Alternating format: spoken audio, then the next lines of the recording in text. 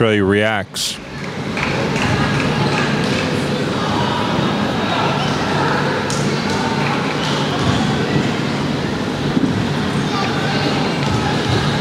On a 2 set at the foul line, shooting 2.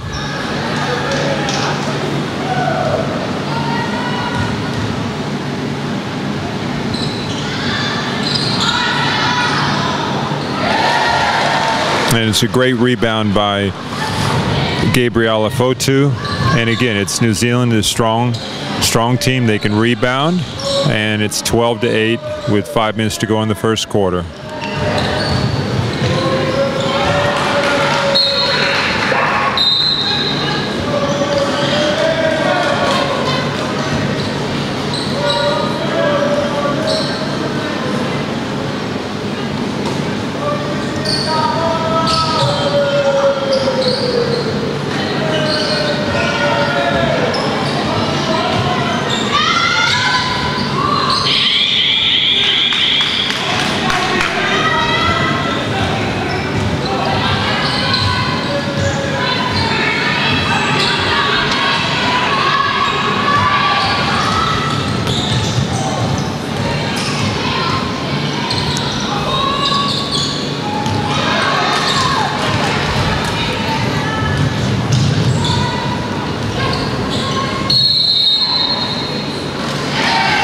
Three-second violation on Australia. New Zealand's ball.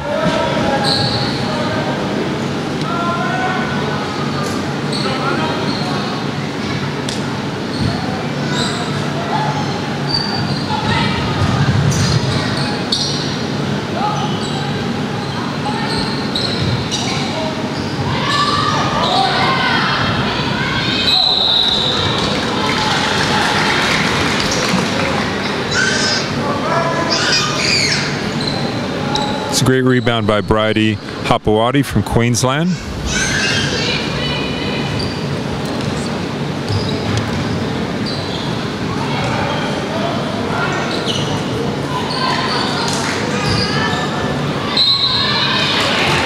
And again, a really strong move, but contested all the way by New Zealand. And Bridie will go to the line for 2 shots. And New Zealand now is in the bonus. The foul count is 5 New Zealand, 2 Australia, 12-8. 4 minutes to go in the first quarter.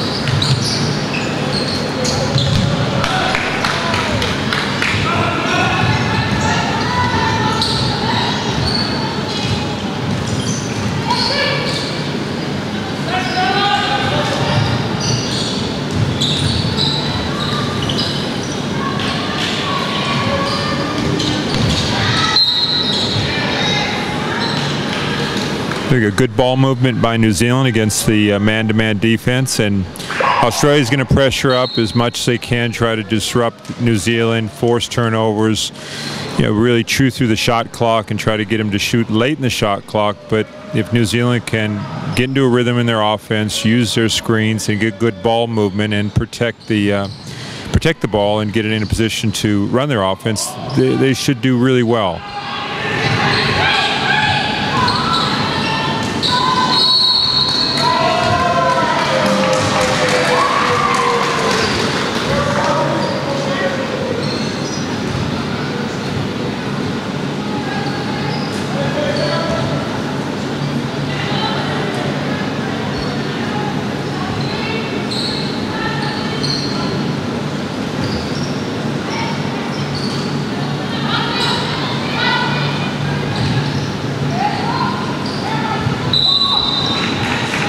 Five-second violation. Good defense by Australia.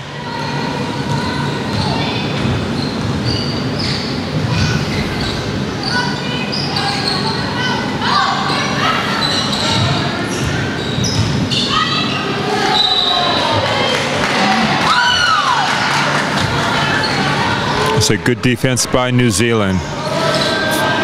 Stop the drive. Got a little turnover by Australia. 12-8. Australia's up with 3 minutes to go in the first quarter.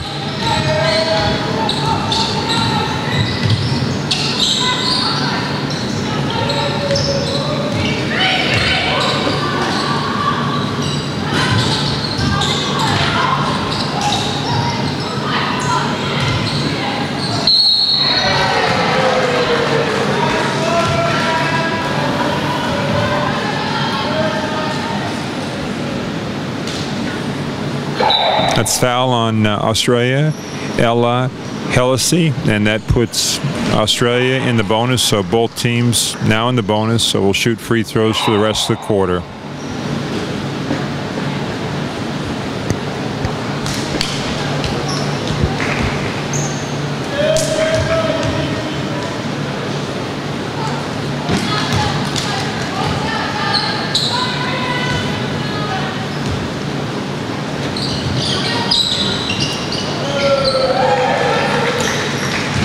And free throw good by Charlotte Ellie.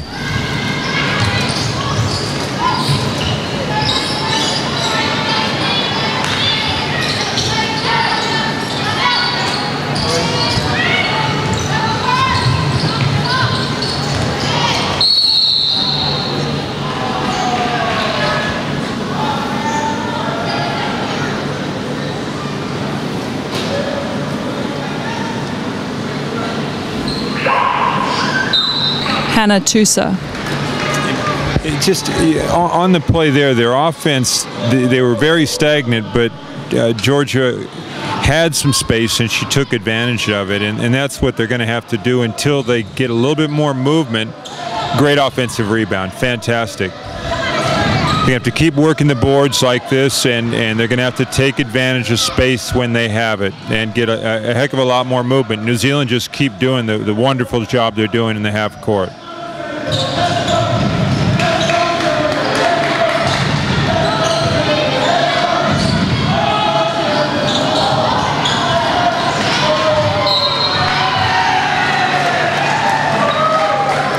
Scores 21 New Zealand, 15 Australia, 5:36 to go in the second quarter.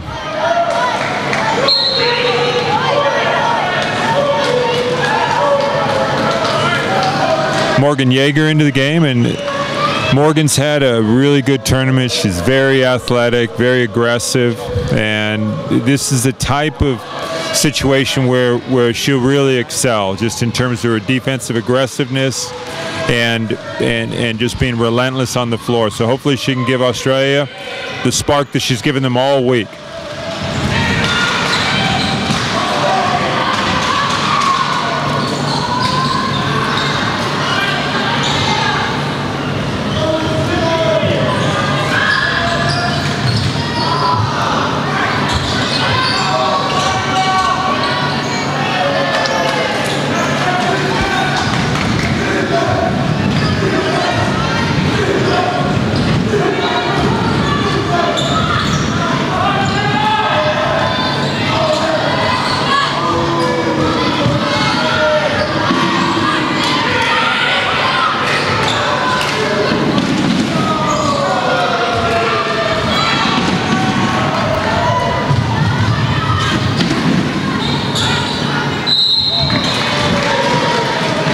It's a little bit better by Australia. They played good defense.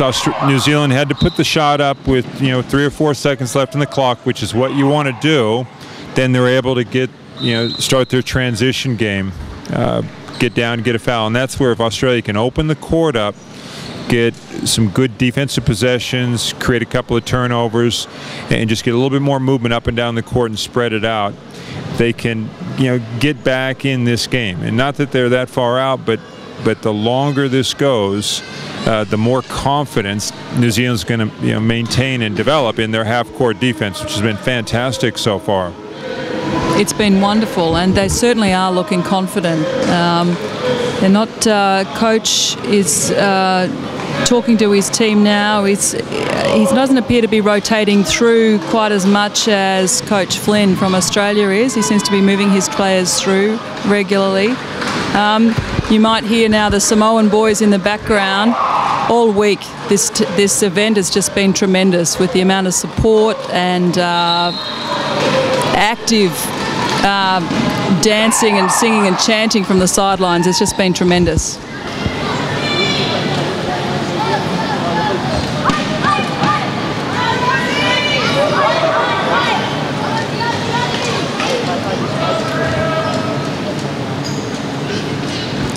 Bridget O'Brien at the line now for 2 for Australia.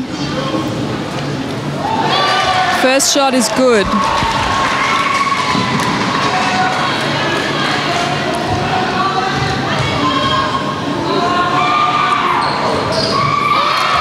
And the second, that brings it 21 New Zealand, 17 Australia, 4 minutes 35 in the second.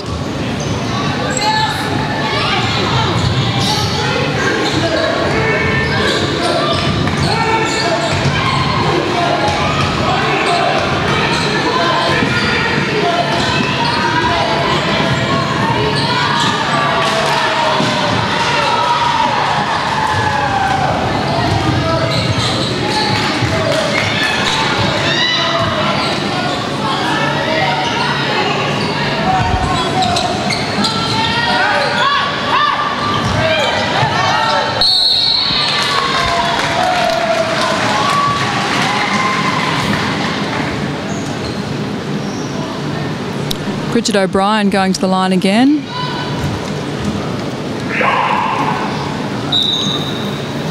New Zealand racked up 4 fouls now.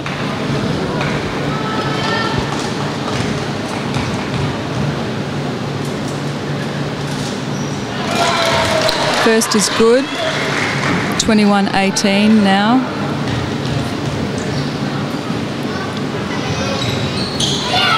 And the second is good.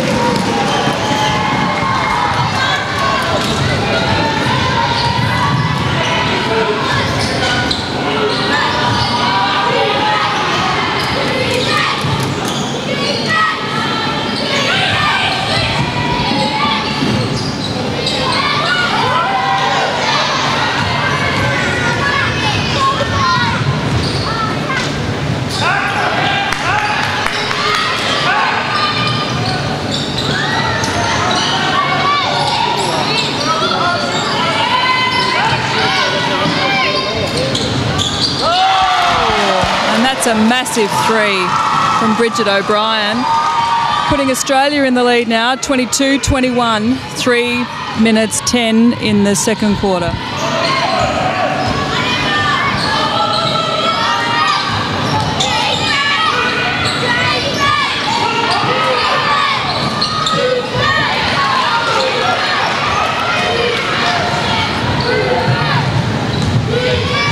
Oh, and through traffic.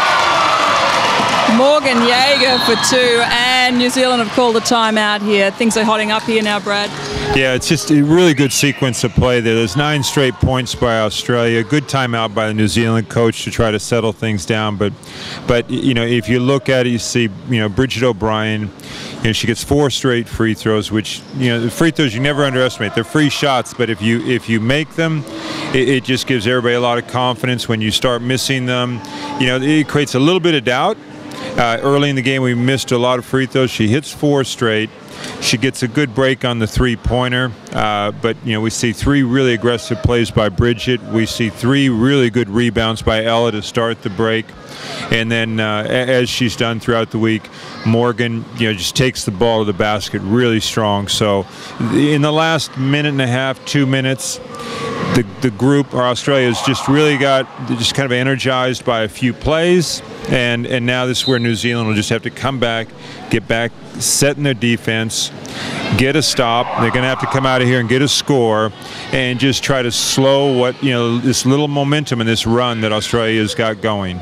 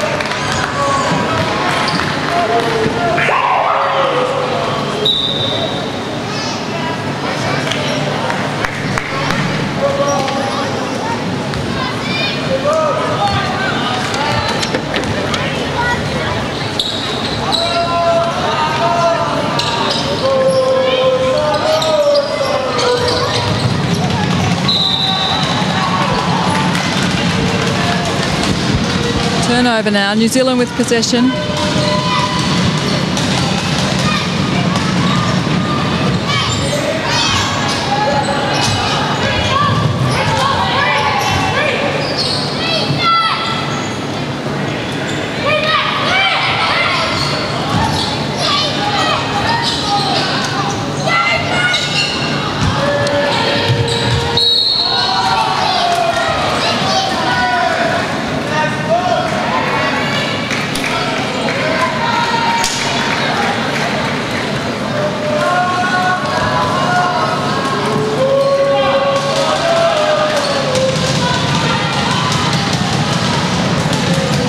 Three fouls on Bridie. A little bit unlucky. It was a box out that she misread. New Zealand has now possession with 1:30. Australia up 24-21.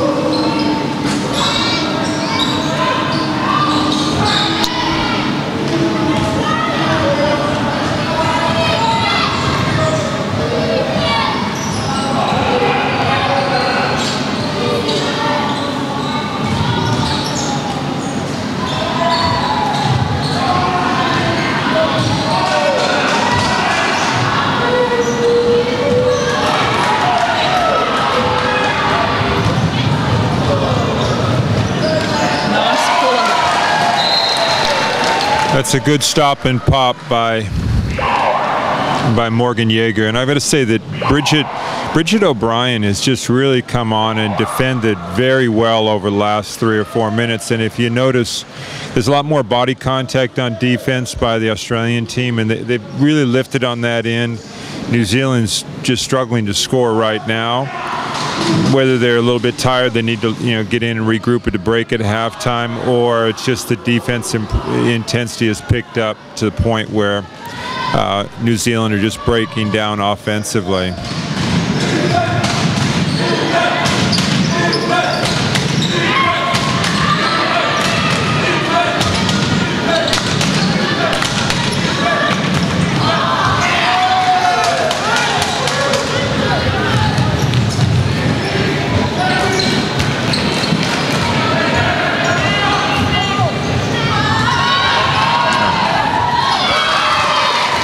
Great play by Bridget O'Brien. There we go again. It's just good defense, being very alert and capitalizing on it.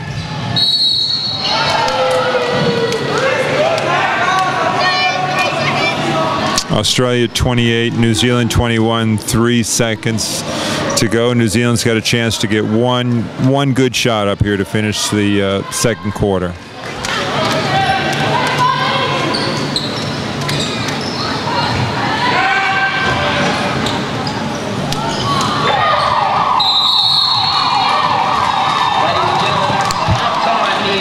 It's halftime, 28 Australia.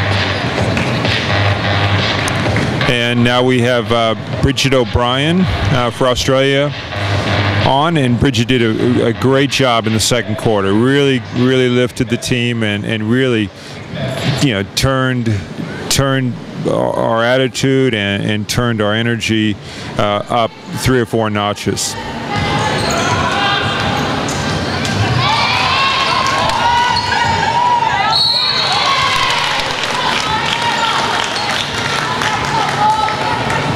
And there you go. You see the pressure now. Morgan just gets up and just really mauls the New Zealand guard. Probably not used to that sort of pressure. Starting to get a little bit tired now. And this is where New Zealand really have got to concentrate.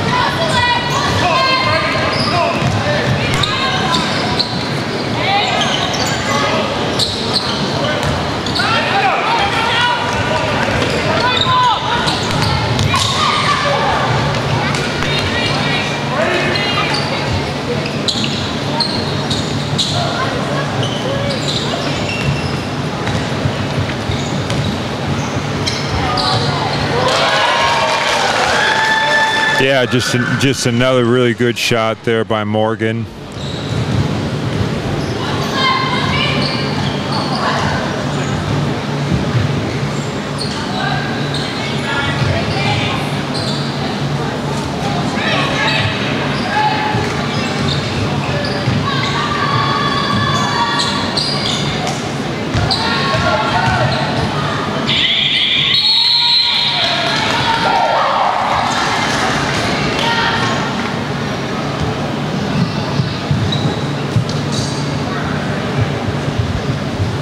Good half-court defense by Australia, and coming in for the game for New Zealand, number 9, Caroline Hardiman.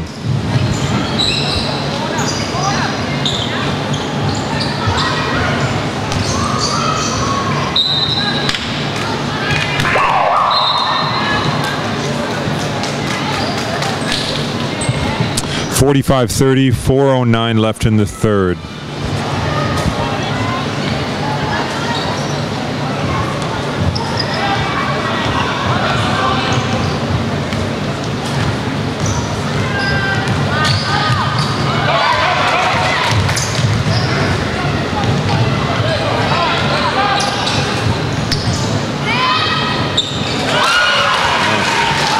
Shelby Britton off the bench and you know, creates a steal, comes down, hits her first jump shot.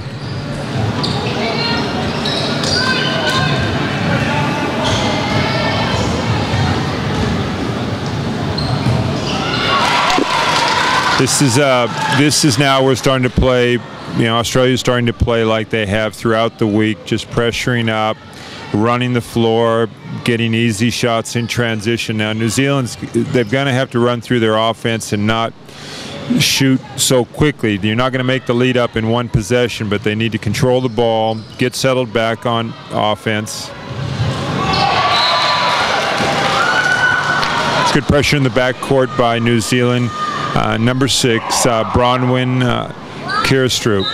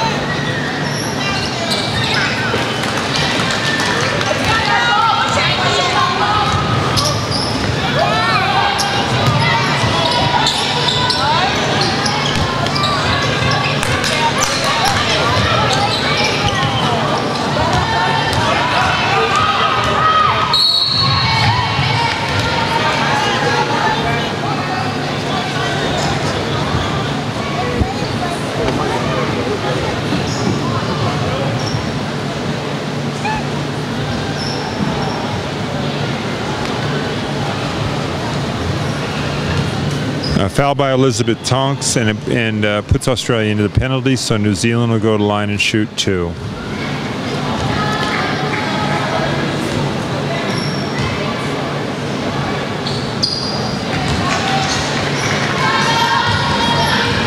.49-33, Australia ahead with 2:48 left in the third quarter.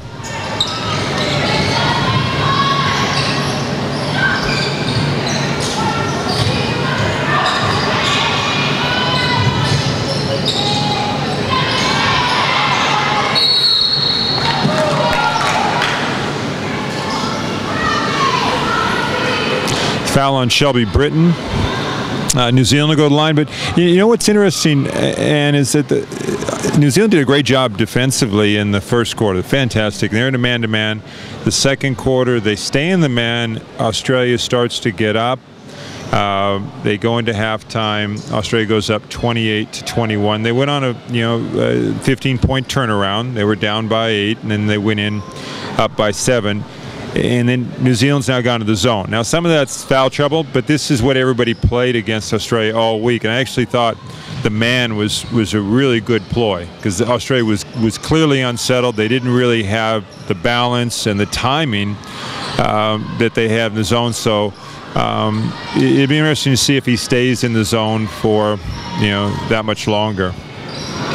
How much of a factor is fatigue, do you think, in making the decision to switch between man D and going into a zone? You know, when you've got players who are tired, they've got heavy legs at the end of a long tournament. Yeah, absolutely, could be. It could be foul trouble, but one of the problems with the zone, and I guess this is my personal opinion, the zone, if you don't really play it that much, you're going to give up a lot of offensive rebounds. You see the last sequence, people start forgetting to box out, so Australia shot till they made it. And it's good effort by Australia, but it's not consistent with the effort that we've seen from New Zealand when they were in the man.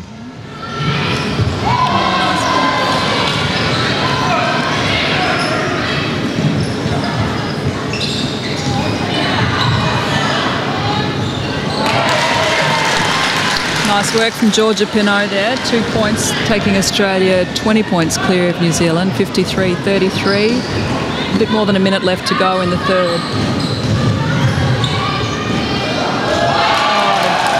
And a block there again by Bridget. She's been a real contributor, hasn't she? She's been great, and just the energy that she's provided both offensively and defensively.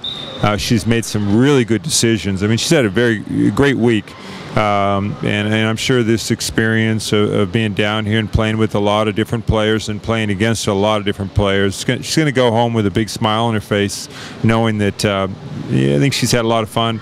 She's also, I think, really developed as a player, as they all have, but it's going to open her eyes to the potential and the possibilities she has as a young basketball player.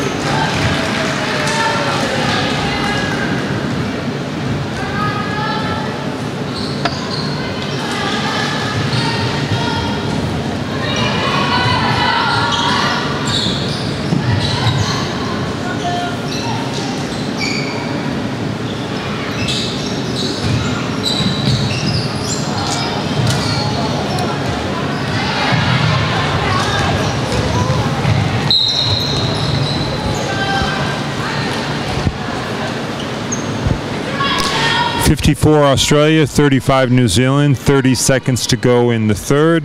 Both teams are in the penalty now, so 2 shots for New Zealand.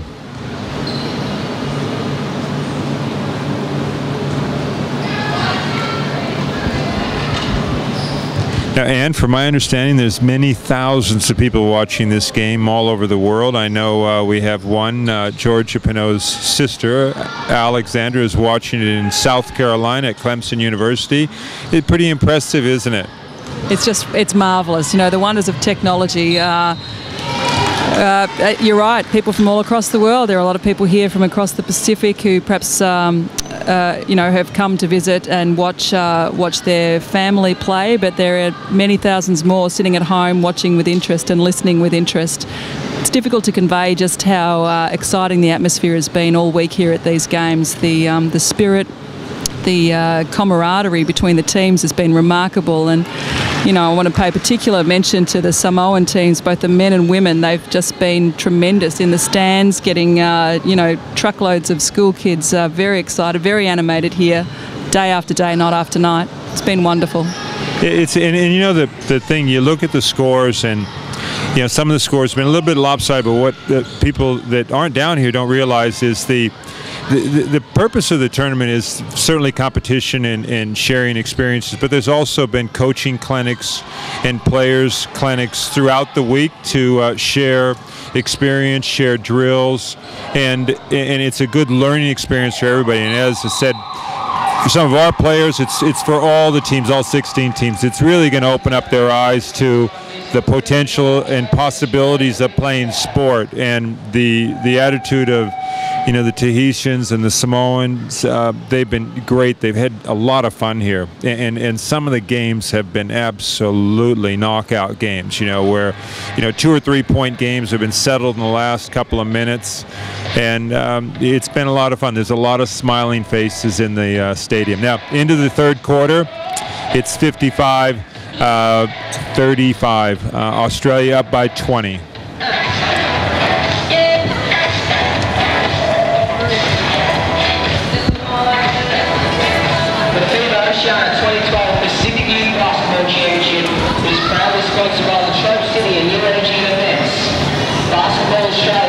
As I'm aware, Brad, in Australia, with through Basketball Australia cascading down to the state programs and then domestic programs, there is a consistency in the way that the game is taught, the way coaches are developed, and the way Australians go about playing basketball.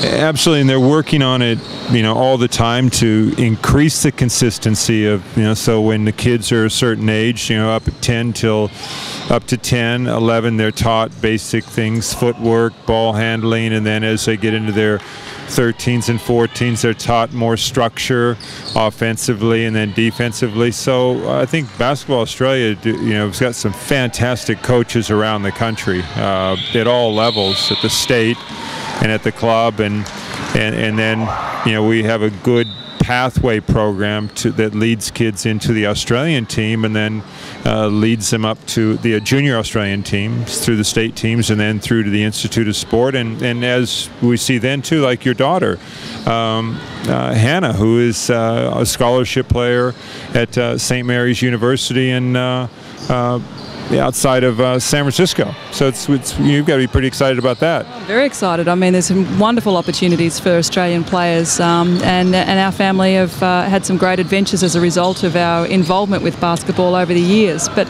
I'm wondering how it compares, how our system of developing juniors compares with the way things are managed in the States, Brad.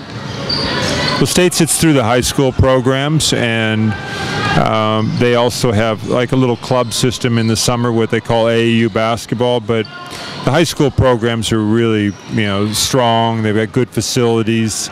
They have a defined season, and they've got an abundance of players, because that's the home of basketball. But I think what's remarkable over the last few years is the development of the overseas players, and you see that now in the NBA with a lot of Europeans that are going in and playing, and they play a certain style that is actually, it's really, really attractive to coach, and it's really neat to watch. So the sports really developed so much in the last 15 years globally, not just in Australia.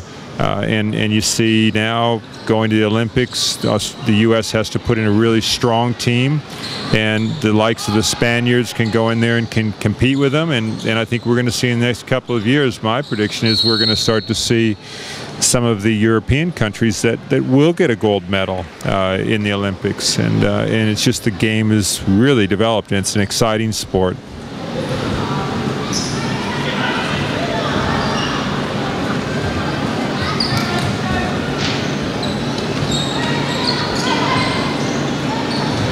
(63-38) with 4:20 to go. Australia is really sort of starting to,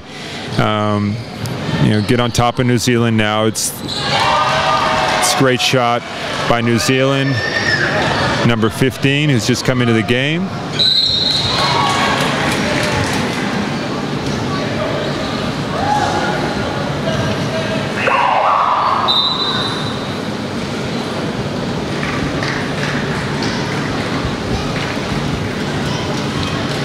And Alexandra Sharp, number 10, goes out for Australia. Alex had a great week also.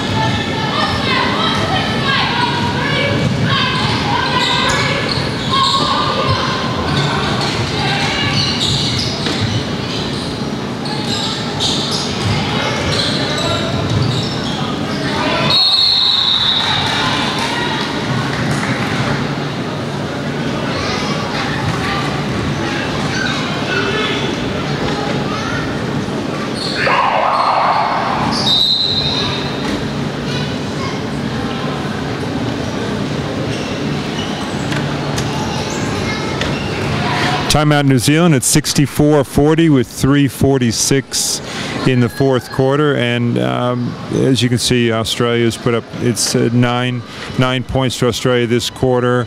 5 to New Zealand. It's really slowed down. The kids are tired now. There's a lot of quick shots. They just the last 3 or 4 minutes they've just really ran up and down the floor, and it hasn't been really pretty basketball. But nobody's injured, and then they're all out there working working hard. That's right. A bit less than 4 minutes to go now. They're going to be long minutes, aren't they, Brad? You're right. They're very tired, just moving up and down the floor as best they can and trying to deliver what the coaches are asking of them. It's been a very, very long week. Tremendous opportunity for these young people to be playing in their country colours, representing their country, and who knows what's ahead for many of them.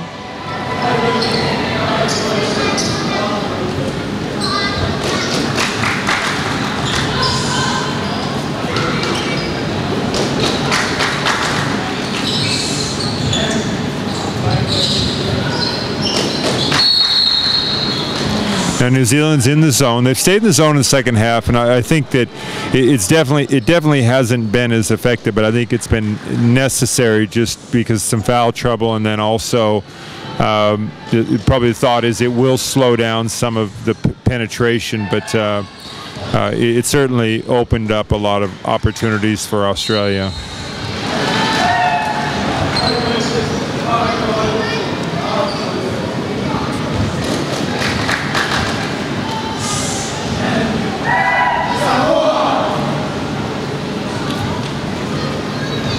At the free throw line for New Zealand is Gracie Roberts-Hare.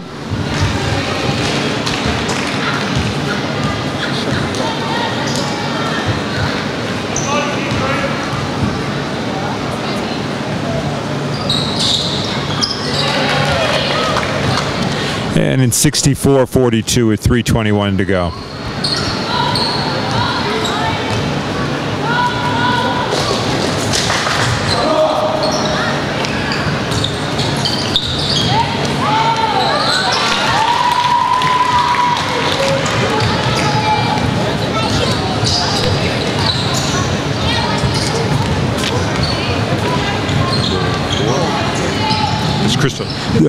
Crystal McKenzie, good basket by Crystal. You know what's funny is the two guards that are out on the floor now for Australia, Crystal McKenzie and Elizabeth Tonks. They're very, very good. They've defended like demons, but it's been surprising they haven't had a lot of shot opportunities because they have been so unselfish, and they're very smart, and they've just been distributing the ball game after game and just defending, and while they're very good shooters and absolutely capable of scoring a lot of points, they've been great teammates through the week. Would you agree? I'd have to agree with you, Brad. I think and that's the role, isn't it, of a really functional, high-performing point guard to be that game maker, game director, I suppose, traffic controller on the floor, and actually really set up opportunities for their teammates. And there we go. Daniela has fouled out. Danielle's had a great week. She has been absolutely unstoppable, and she's a really, really promising, good big player. She's got good hands. She got tied up a couple of times tonight and got some, a couple of fouls that, just a little bit unfortunate. But she's rebounded really well. She's ran the floor, and she's just been tough physically all week. 2.5 minutes to go now. Australia 66-45. And another intercept from Bridget O'Brien. And turnover, we've got Askani Pirihi taking the ball and pushing it forward for New Zealand. And a nice layup there from Gracie Roberts-Hare, who's come on and made an impact in this last quarter for New Zealand.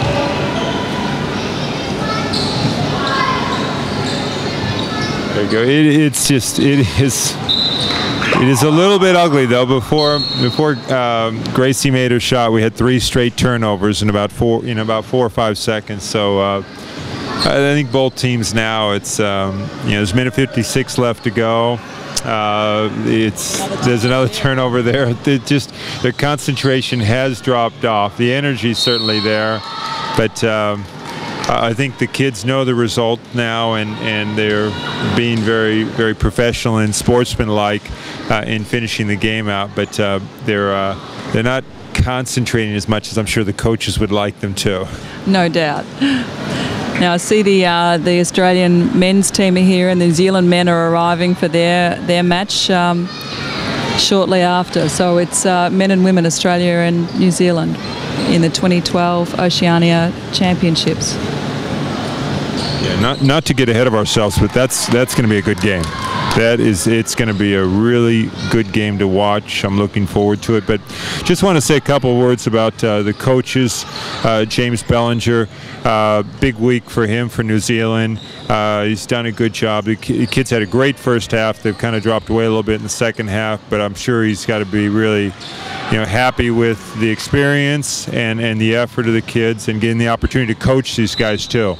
Look really positive body language on the sidelines through the week, and he really has enjoyed it. And the Australian coach, Paul Flynn, hey, he's done a fantastic job. It's always tough to bring a bunch of really good kids together and say, okay, we're going to play like a team. And he's got them playing like a team. He's rotated them. They've played really hard, and the kids have enjoyed it. And Paul's done a good job of making sure that they are all learning and they're confident, and then they've all had some really good moments. And I'm sure that Paul has had a very enjoyable weekend, a very rewarding week, down here.